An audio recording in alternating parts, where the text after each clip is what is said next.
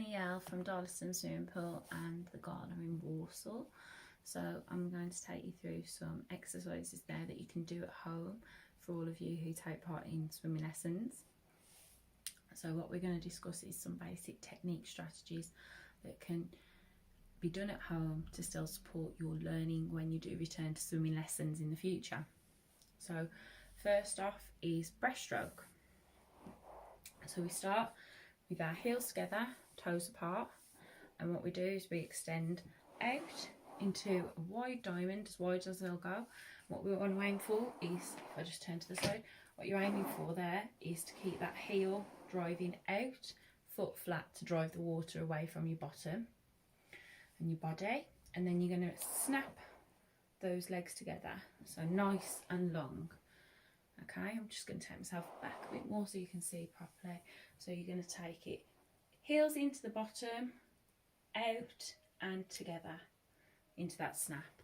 And what you're hoping to do is to drive that water away from your bottom, and as you bring your legs together, the water is going to channel down towards your feet and propel you in the opposite direction.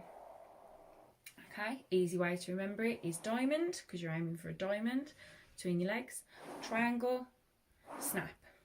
Okay, so diamond, triangle, snap. Okay, next one, what we're going to talk about is breathing. So facing the water can be a bit tricky for a lot of people. I know some of my customers tend to struggle with that. So a good way to practice this is either facing the sink, or if you enjoy a bath, putting your face in the bath water. So what we want to aim to do is build that up in stages. So start initially with your mouth under the water, take a big deep breath, I would say like a squirrel or a hamster. So you're going to go submerge your mouth under the water, and what we're going to aim to do is to blow bubbles, like blowing out a candle on a birthday cake or blowing up a balloon. Always aim for the start. Initially, when you're starting to practice this, aim for it to be slow and gentle, like it would be if it was a candle. Okay, stepping it up to the next stage, what you'd aim to do is get your nose and your mouth submerged under the water. So again, nice big breath. You would submerge and then you'd start blowing out. At this point, what we're aiming for is we can either breathe out by our mouth or by our nose. So if you're blowing out by your nose, aim as if you were going to blow out a sneeze or something, like if you're blowing your nose into a tissue, you'd be going out your nose, keeping the mouth closed. And with the mouth, again, nice and steady. You can't breathe out with the nose and mouth at the same time. Okay, then you'd want to level that up so that your whole face is submerged in the water, eyes submerged as well. You don't need to open them. It's not necessary, it's not needed at this point, because you're practicing at home, you're developing those skills. Another useful tip is to recognise the different types of breathing style that you can do when you're breathing out and exhaling into the water. So we've got trickle breathing, which is slow and steady, and you breathe out gently. Nice and controlled. And the other version is explosive breathing, where you take that nice big breath in and then you let it all out in one big go. Nice and fast. It's impulsive, so you just getting that air out as fast as you can, ready for the next breath.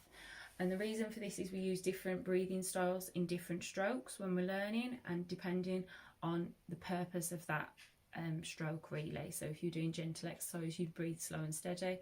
If you're trying to really train and push for your stamina to improve and your cardiovascular system to improve through swimming exercise, then you'd be aiming for explosive breathing. Okay, next thing we're going to do is front crawl. So I always say it's better to practice at home where you can see your feet than it is to practice in the pool when your face is forward and away from your feet. So again, front crawl, backstroke leg kick is the same thing. You're just rotating your body over onto the other side, but you can't always see your feet. So you're aiming for your legs to be nice and long, toes pointed. If you can see them, let me just get it so you can get them in the full shot. And what you're going to aim to do is have really relaxed ankles. So they're really relaxed, they're flicking the water, and that propulsion is coming from the feet. Slight bend in the knees. If your kick tends to look a bit like this, like a crunch, you bring in the knees into too high of a bend there, there's too much of an angle going on. So we want to aim for them to be really long, really stretched out, floppy feet, so that you're really getting that flick as you're kicking. Okay, in the water, you could always practice this in the bath as well. Just be mindful of your decor, obviously. Don't want water kicking everywhere. And hopefully if the weather improves, maybe even in the swimming pool in the back garden. But what we're aiming for is for those legs to be really long and extended. And if you can do it on a chair as well, make sure that you can see your legs. So you're really aiming to improve that stroke and build up that muscle-mind connection, really, so that you understand how that feels, what it looks like, and then when you can mirror that in the water, it'll be 10 times better. So I hope that's helped. Thank you.